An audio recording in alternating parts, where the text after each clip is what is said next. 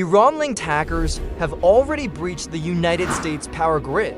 Not planning to, not attempting to, already inside. On April 7, 2026, the FBI NSA, Department of Energy issued a joint emergency advisory.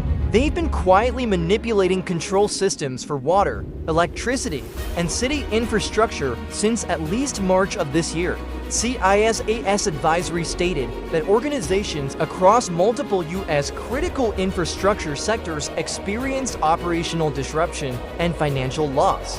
This isn't a threat assessment. This is an active attack report. In this video, I'm going to show you exactly what happens to your family hour by hour when this activates fully, and I'm going to give you the 7-step action plan that separates the families who survive the first 30 days from the ones who don't. Stay until the end. Step 7 is the one most people never think about, and it's the one that gets people killed. Let's be clear about what we're dealing with here, because most media is burying the real details. The hackers targeted a programmable logic controller, a PLC. These are the physical devices that control industrial systems: water pumps, power distribution switches, sewage treatment systems. These aren't digital abstractions. These are the machines that make water come out of your tap. Attackers manipulated them, changing data on operator screens so engineers thought everything was fine, while machines were quietly destabilized. CISA confirmed some victims experienced full operational disruption. It worked. Infrastructure systems in some U.S. locations are already disrupted. Between 600,000 and 2 million PLCs are deployed across U.S. critical infrastructure. Legacy systems, old hardware, never designed for today's threats. The U.S. isn't the only target. Iranian cyber groups wiped over 200,000 devices at Stryker Corporation in March 2026. Hospitals in 79 countries affected. This is not a drill. This is active cyber warfare on the infrastructure your family depends on every single day. Here's what most people don't understand. When the grid goes down, not partially, but significantly, it doesn't just turn your lights off. It triggers a cascade, and the cascade moves fast. Our power fails. Traffic lights go dark. Gas stations stop pumping, fuel tanks full, but no electricity to access them. ATMs go offline. Credit card systems fail.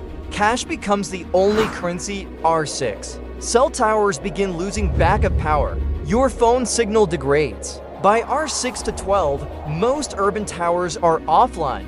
You lose the ability to call 911. You lose the ability to reach your family. Only information you can access is what you have or hear on a battery-powered radio.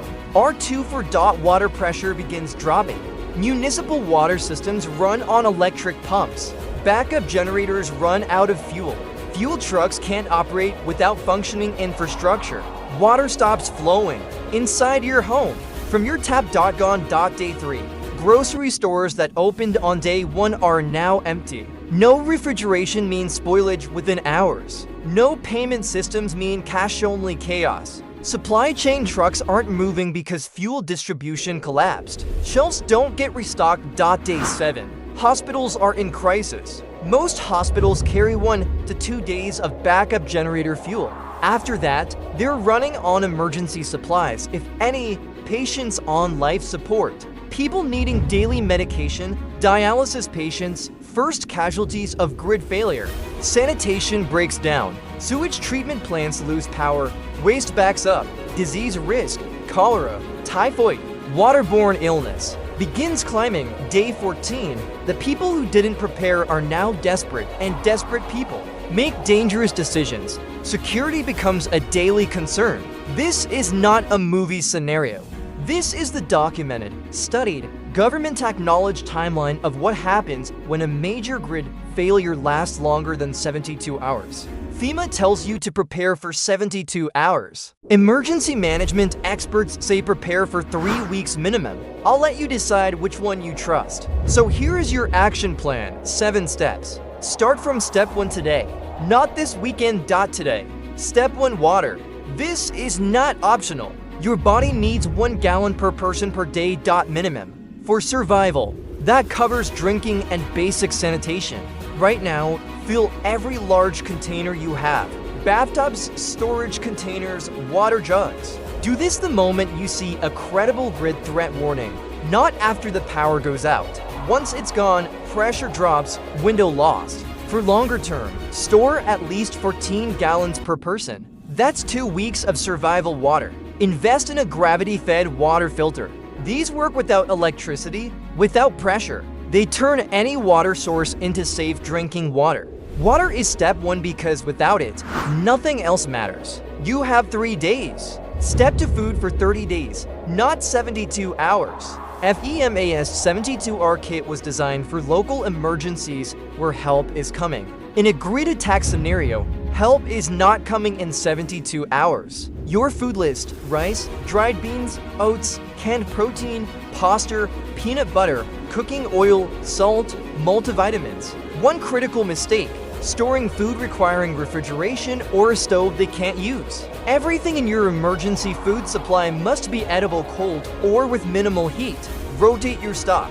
Put new purchases at the back. Eat the oldest items first. This keeps your supply fresh without waste. Step 3: cash. Right now, when payment systems go offline, and they will, within hours of a major grid event, physical cash is the only thing that works.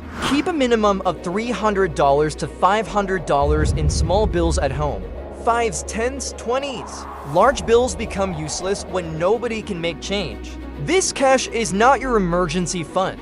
This is your grid failure operating budget for the first 2 weeks. Fuel, food, supplies, everything purchased with this. Step 4: communication off-grid. When your phone network fails, you need an alternative. Most families have zero plan for this. Battery-powered or hand-crank emergency radio. This is your lifeline to emergency broadcasts, government updates, and situational awareness when the internet is gone. Establish a family meeting point and communication protocol right now. Where does your family meet if you can't reach each other by phone? What's the plan if your kids are at school and the grid goes down? What's the plan if your spouse is at work 20 miles away? Write this plan down. Physical paper, not in your phone. Survivors have written plans that don't require electricity to access. Step 5: power independence. You don't need a $10,000 solar installation. You need enough power to run things that keep your family safe. A portable power station, charged before the event, can run your phone, radio, basic lighting, and a small fan for 2 to 5 days. A small solar panel keeps that power station rechargeable indefinitely as long as you have sunlight. If you have medical equipment, a CPAP, oxygen concentrator, insulin meeting refrigeration, this step is not optional. It is the difference between life and death. Step 6: first aid and medications. Hospitals will be overwhelmed within 48 hours. Emergency services will not be reliably responding. You need to be able to treat injuries and manage health conditions at home. Your medical kit needs wound care, antibiotics, blood pressure monitor, any prescription medications you take, stored ahead of time with a 30-day buffer and a basic first aid manual. Physical book. No Google. 20% of the US population is dependent on daily medication. In a 14-day grid failure, those people face a life or death situation. If that's you or someone in your family, step 6 is your most urgent priority. Step 7: security. The step nobody talks about. This is the step most preparedness content avoids, but it's the one that gets people killed. By day 7 of a serious grid failure, you are no longer in an emergency situation. You are in a security situation. Desperate people, people who didn't prepare, people whose children are hungry, will make decisions they would never make in normal life. You don't need to become a threat, but you need to stop being an obvious target. Don't tell everyone what you have stored. Don't make your preparation visible from the street. Know your neighbors, the ones you trust, before an emergency happens. A prepared neighborhood is dramatically safer than a prepared household surrounded by unprepared ones. Know your local geography. Know where the nearest water source is if your supply runs out. Know your exit routes if your area becomes unsafe. This isn't paranoia. This is what emergency management professionals call situational awareness, and it is the most underprepared layer of family survival planning. Here's the truth that most channels won't say directly. The US government knows this threat is real. The FBI knows. The NSA knows. CISA just published a joint advisory. 6 federal agencies confirming active attacks on US infrastructure. This happened for weeks ago, and the vast majority of American families have zero preparation for even 72 hours without power. You watching this video right now puts you ahead of most people, but knowing and doing are completely different things. The families that will be okay when this escalates, and the intelligence community says this threat is not going away, are the families that started preparing before the event, not during, not after. Every day you wait is a day shorter your window gets. Run through this checklist before you close this video. Water. Do you have 14 gallons per person? If not, that's your first task this week. Food. Do you have 30 days of shelf-stable food? If not, start with 7 days and build from there. Cash. Do you have $300 in small bills at home right now? If not, that's a 10-minute bank run. Communication plan. Does your family know where to meet if phones go down? If not, write it down tonight. If this video gave you something valuable, share it with one person who needs to hear it. Not everyone. One person, the one family member or friend who has no plan. Send them this. Subscribe for the next video in this series. We're going deep on the water crisis next. The Colorado River situation is something nobody is talking about, and it directly affects 40 million people's drinking supply. I'll see you in the next one. Stay ready.